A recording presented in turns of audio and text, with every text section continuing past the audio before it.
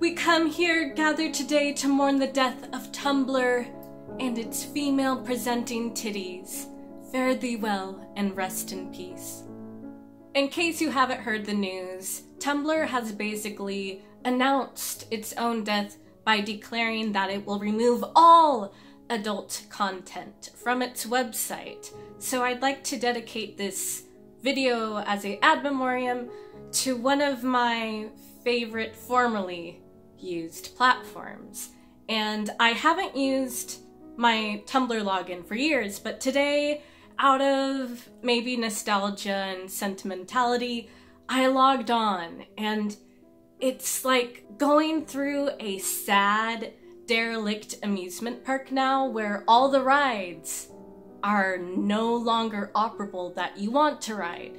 I need to preface this video by saying I used to use Tumblr in the old school days, the dinosaur era of Super Hulakuvian, and that was back in the glory days of when you could edit John Green's text posts.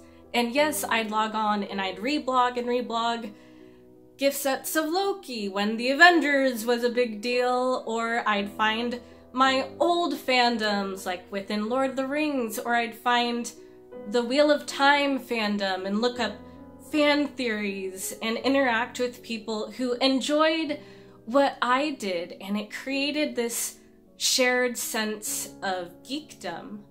Tumblr created a platform for grassroots artists who created, you guessed it, fan art. It allowed them to get recognized and found through hashtags of known series. And yes, sometimes that art included not safe for work pairings or smut or dojin, but it's still technically classified as art, and whether it's considered a copyright infringement or if it's transformative enough in nature is a whole nother issue. But the fact is, I feel that the majority of art should not be censored on the basis of presenting human sexuality.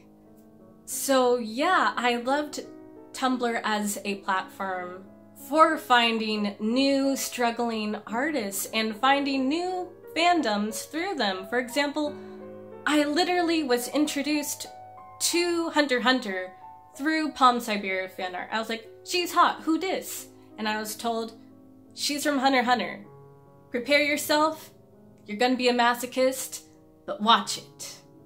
And I did, and here I am. So Tumblr was almost transformative and shaped a large part of my life. However, beneath Tumblr's art and gift sets of films and shows lies a darker side, and you can tumble and tumble down into a whole rabbit hole of Tumblr. And along with fandom, Tumblr also hosts very niche subcultures, including pony play and furries, and you do you, that's fine. However, things can get darker and more morally questionable where there are communities obsessed with vor or cannibalism. And the one page that made me completely nope out of Tumblr for a long time and kind of scarred me for a while was a gore page dedicated to someone documenting dead animals they found and artistically arranged, and they appeared to be roadkill or previously dead, so nope, they did not kill those animals. But still, I saw a lot of colors and I noped out. So there is definitely a darker side to Tumblr. However, one of the most egregious communities that Tumblr created a safe haven for was child pornography and pedophilia. And that's completely nope, morally and legally wrong, and Tumblr got in legal trouble with that recently, and that is why they created the recent change in guideline rules.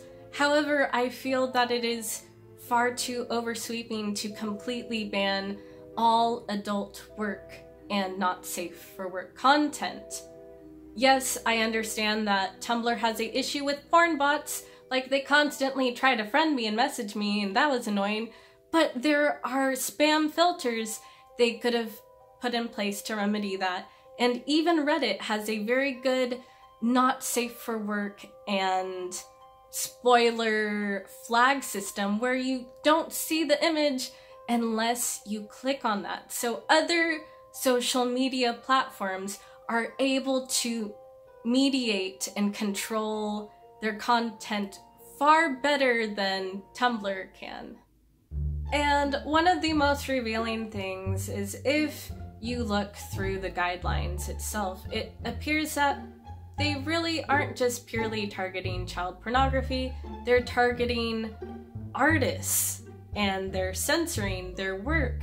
Like, if you look at the rules, they are forbidding female presenting nipples, and I think they're trying to be trans inclusive and include all range of the gender spectrum and all kind of fetishes, but this is just wrong on so many levels. Like, nipples look the same across humans. We are mammals. It's the amount of fatty tissue underneath that makes maybe the difference between a man boob and a boob boob.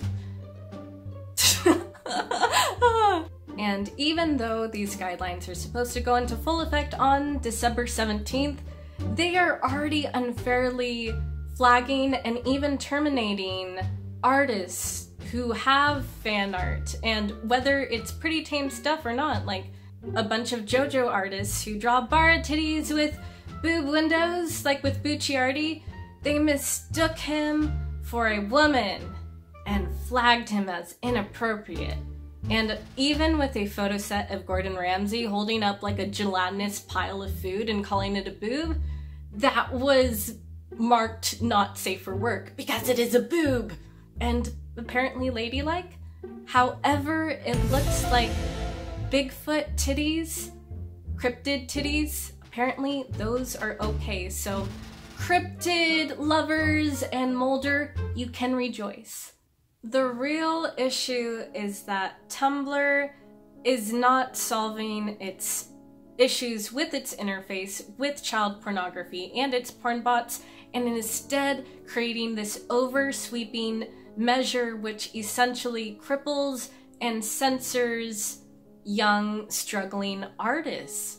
And it's shooting itself in the foot here, because that is one of its primary demographics and the niches which it catered to.